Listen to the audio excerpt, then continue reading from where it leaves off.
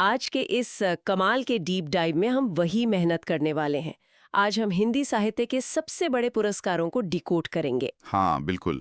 और आज हमारे पास जो मटेरियल है ना, वो बिल्कुल छान कर लाया गया है। ये वो ब्रह्मास्त्र स्टडी नोट्स हैं जिन्हें यूपी पुलिस और लेखपाल की तैयारी करने वाले स्टूडेंट्स बिल्कुल घोल कर पी जाते हैं। सही कहा आपने। देखो, आज हमारा मकसद सिर्फ किताबों और उनके लेखकों के नाम रटना नहीं है।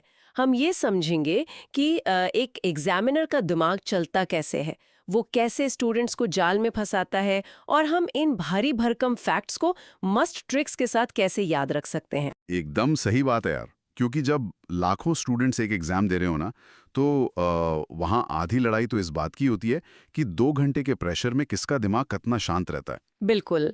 तो ठीक है, चलिए इस चक्रव्यूह को तोड़ते हैं। पहली स्लाइड पर आते हैं यार। यहाँ एक बड़ा सा बुलजाए यानी टारगेट का चित्र बना हुआ है। और ये चारों बड़े सम्मान को पॉइंट कर रहे हैं। हाँ, और ये चारों द बिग फोर हैं। पहला है ज्ञानपीठ, जिसे हम साहित्य का भारत रत्न भी कहते हैं। फिर है साहित्य अकादमी, जो आयोग का सबसे बड़ा फेवरेट है, और ये 24 भाषाओं में दिया जाता है। अच्छा, एक सेकंड। अगर हम इसको थोड़ा सिंपल करें तो क्या मैं इसकी तुलना ऑस्कर और ग्रैमी अवार्ड से कर सकती हूँ? मतलब देश में इतने सारे अलग अलग अवार्ड्स की जरूरत क्या है? अरे वाह, ये बहुत बढ़िया एग्जाम्पल दिया आपने। देखो, ज्ञानपीठ को आप साहित्य का गोल्डन ग्लोब समझ लो। ये सबसे बड़ा सम्मान है। पर भारत में भाषाएं इतनी सारी है ना कि सबको प्रॉपर रिकग्निशन मिलना चाहिए। सही बात है। जैसे नोट्स में व्यास सम्मान के आगे एक VVI फैक्ट लिखा है, वेरी वेरी इंपॉर्टेंट, कि व्यास सम्मान सिर्फ और सिर्फ हिंदी भाषा के लेखकों को दिया जाता है। यही सबसे दिलचस्प बात है। देखो, ज्ञानपीठ और अकेडमी तो बहुत सारी भाषाओं के लिए हैं, पर व्यास सम्मान प्योरली हिंदी का अपना प्राइवेट ऑस्कर है, समझ लो। ये साहित्यिक माहौल को बहुत अच्छे से बैलेंस करता है। और हाँ, एक सरस्वती सम्मान भी है, जो 22 भाषाओं में दिया जाता है, जिसमें स्टूडेंट्स सबसे ज्यादा कंफ्यूज होते हैं। बाप रे। तभी बुलजाए वाली पिक्चर लगाइए कि फोकस हिलना नहीं चाहिए। चलो अब स्लाइड नंबर 2 पर चलते हैं। यहाँ ज्ञानपीठ पुरस्कार की पूरी हिस्ट्री दी गई है, क्रोनोलॉजिकल ऑर्डर में। हाँ, और ये ऑर्डर याद रखना बहुत जरूरी है। बिल्कुल। तो 1968 में सुमित्रा नंदन पंत जी को उनकी रचना चिदंबरा के लिए पहला हिंदी ज्ञानपीठ मिला। फिर 1972 में रामधारी सिंह दिनकर को उर्वशी के लिए। सही जा रही हैं। और उसके बाद 1978 में अज्ञेय जी को कितनी नावों में कितनी बार के लिए मिला था। हाँ, और 1982 में पहली महिला विजेता महादेवी वर्मा जी को यामा के लिए यह अवार्ड मिला। पर यार, एग्जाम हॉल में ये सब लाइन से याद रखना ना दिमाग का दही कर देता है। बिल्कुल होता है, स्ट्रेस में सब भूल जाते हैं। इसीलिए इस स्लाइड पर एक बहुत ही सुंदर माँ सरस्वती की मूर्ति बनी है और एक मस्त ट्रिक लिखी है। ट्रिक सुनो। दिन में दिनकर निकलता है और उर्वशी स्वर्ग से उतरती है। क्या बात है यार। ये सुनने में भले ही थोड़ा फनी लगे, पर साइकोलॉजी में इसको एसोसिएटिव मेमोरी बोलते हैं। एग्जाम के पैनिक में जब कॉर्टिसोल लेवल हाई होता है ना, तो दिमाग लॉजिकली नहीं सोचता। हाँ, दिमाग ब्लैंक हो जाता है। एकदम। पर जैसे ही स्टूडेंट दिनकर मतलब सूरज को दिन से और उर्वशी जैसी अप्सरा को स्वर्ग से कनेक्ट करेगा ना, तो वो पिक्चर दिमाग में छप जाएगी। ये एक सर्वाइवल ट्रिक है। वाह, बहुत बढ़िया। अब स्लाइड 3 देखते हैं दोस्तों। ये तो बिल्कुल करंट अफेयर्स पर बेस्ड है। 2024 और 2025 के ज्ञानपीठ अपडेट्स। और भाई, यहाँ तो बड़ा बड़ा न्योन साइन छप रहा है जिसमें न्यू लिखा है। अरे वो इसलिए क्योंकि ये क्वेश्चन पेपर में छपने के लिए बिल्कुल तैयार बैठा है। ऐसा क्या? तो 2024 का 59वां ज्ञानपीठ विनोद कुमार शुक्ला जी को मिला है। इसमें इतना शोर होने वाली क्या बात है? देखो, एग्जामिनर का दिमाग पढ़ो। सालों के लंबे गैप के बाद किसी हिंदी साहित्यकार को देश का सबसे बड़ा अवार्ड मिला है। जब हिंदी को वापस अपना ताज मिलता है ना, तो वो करंट अफेयर्स का सबसे हॉट टॉपिक बन जाता है। अच्छा, अब समझी। मतलब हिस्टोरिकल इंपॉर्टेंस के साथ साथ लेटेस्ट भी है। और हाँ, स्लाइड में लिखा है कि 2025 का 7वां ज्ञानपीठ तमिल साहित्य के लिए आर वैरमुतु को दिया गया है। तो स्टूडेंट्स को ये भी पता होना चाहिए। हाँ, ताकि करंट आसपास की नॉलेज भी क्लियर रहे। चलो अब स्लाइड नंबर 4 पर आते हैं।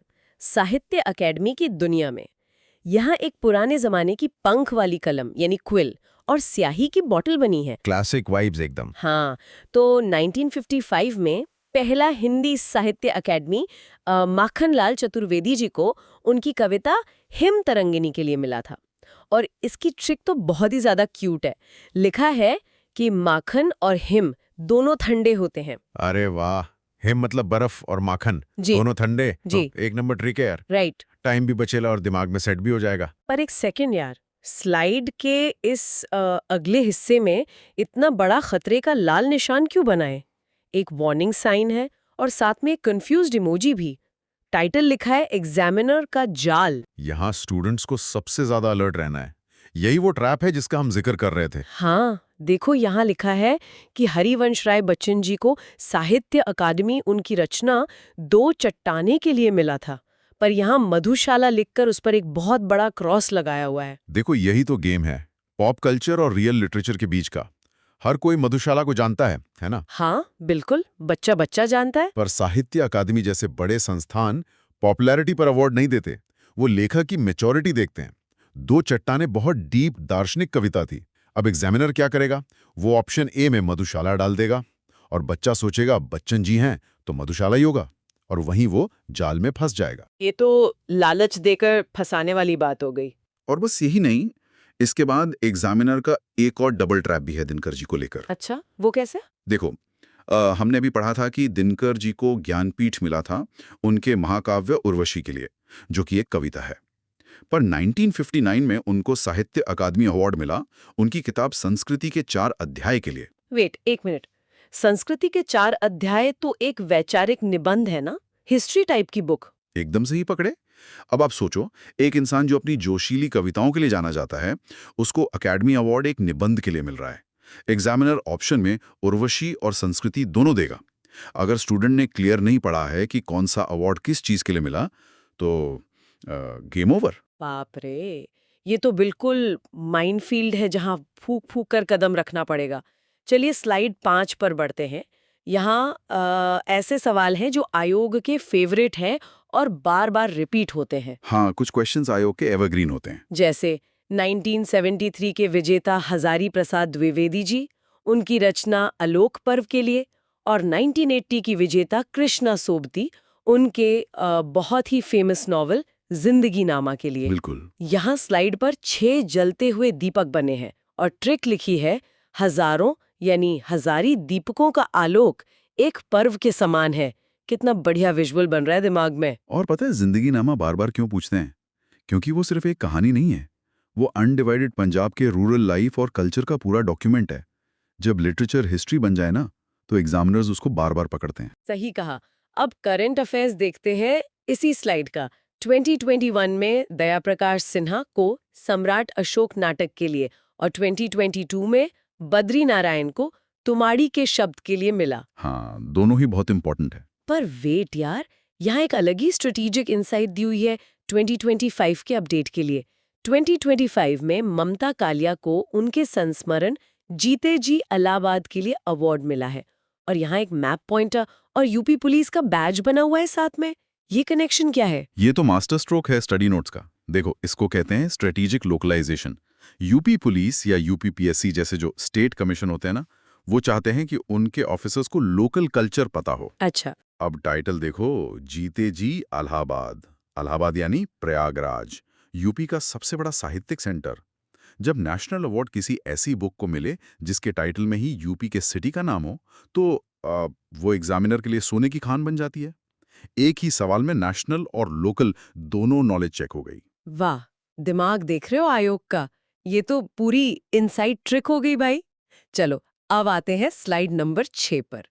यहाँ व्यास सम्मान के बारे में डिटेल है और एक मैग्नीफाइंग ग्लास के नीचे बड़ा सा हिंदी लेटर अ लिखा है, क्योंकि हमने शुरू में बात की थी कि ये सिर्फ हिंदी के लिए है। एकदम सही। 1991 में पहला व्यास सम्मान रामविलास शर्मा जी को उनकी लंबी चौड़ी बुक भारत के प्राचीन भाषा परिवार और हिंदी के लिए मिला। और लेटेस्ट वालों का भी ट्रैक रखना पड़ेगा।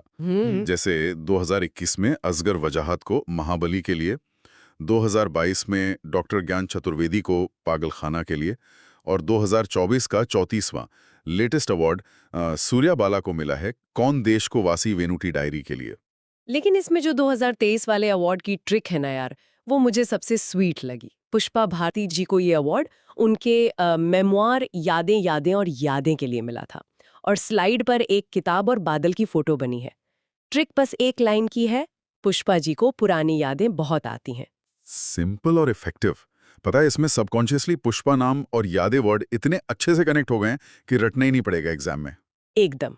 अच्छा दोस्तों, अब तैयार हो जाओ, क्योंकि स्लाइड नंबर 7 पर हम इस पूरे सिलेबस के सबसे बड़े भालू पकड़ने वाले जाल पर आ गए हैं, द बेयर ट्रैप।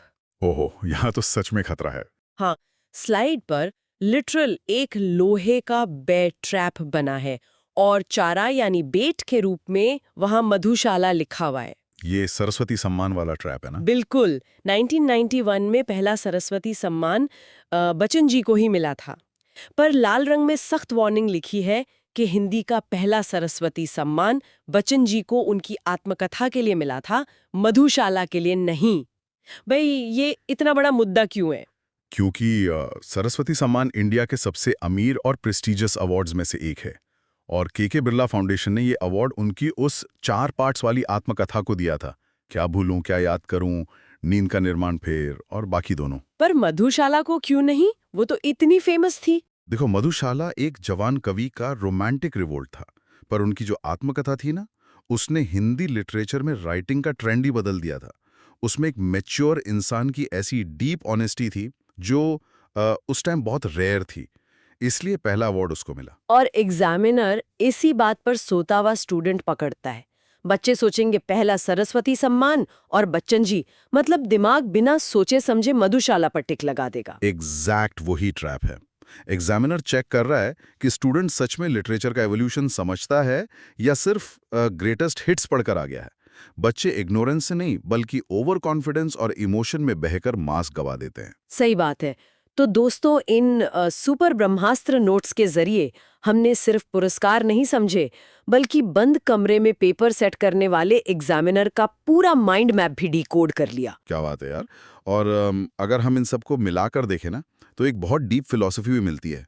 ये आयोग और अवार्ड्स हमें ये सिखाते हैं कि लेखक की महानता सिर्फ उसकी पॉपुलर कविता से डिसाइड नहीं होती। कई बार वो कंपोजिशन महान होती हैं जो नए रूल्स बनाती हैं, भले ही लोग उसको गुनगुनाते ना हों। क्या बात है यार, बहुत ही डीप कंक्लूजन दिया है आपने। तो दोस्तों, बस इस सोचने वाले सवाल के साथ कि क्या सच में अवार्ड्स पॉपुलैरिटी से बड़े होते हैं, हम आज का ये डिस्कशन यहाँ रोकते हैं। लेकिन आपकी पढ़ाई नहीं रुकनी चाहिए। ऐसे ही वीडियोस के लिए स्टडी टेक को सब्सक्राइब करें और लाइक करना ना भूलें। जय हिंद।